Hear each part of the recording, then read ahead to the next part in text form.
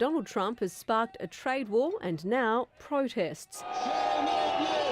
His declaration of hostilities sent shockwaves through global markets when he announced billions in tariffs against China and America's key allies.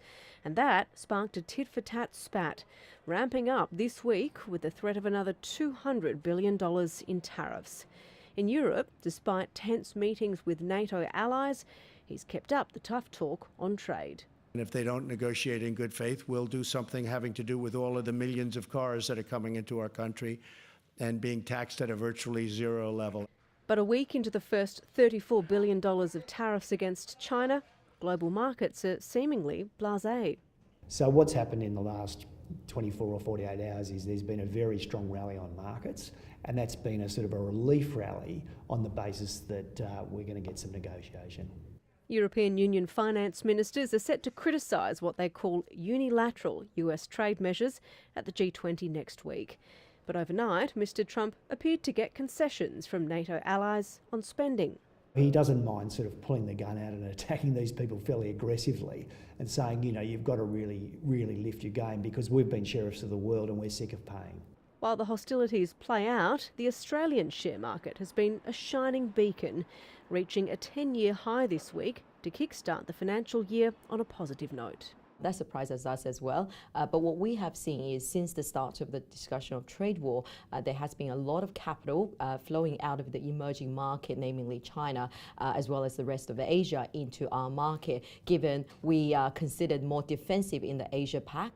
But while markets are humming along for now, investment bank UBS has warned that may not last if the trade war isn't resolved. It's forecasting Asian equities would plummet 24% if a full-blown trade war takes hold. In Australia, we'd see a 20% plunge.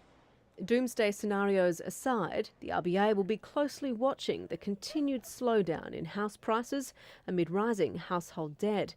What will be exercising investors' minds is US inflation, which ticked up last night, guaranteeing another 2 interest rate hikes there this year.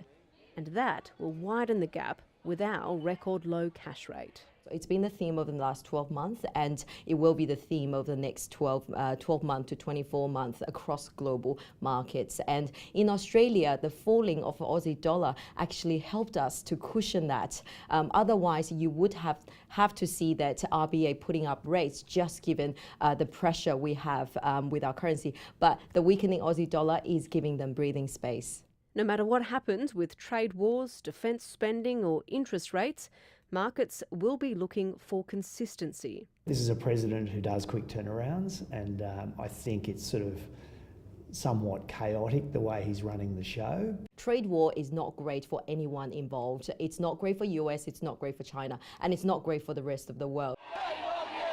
Despite protests and spats with allies, Mr Trump says he's the calm in the global storm. I'm very consistent. I'm a very stable genius.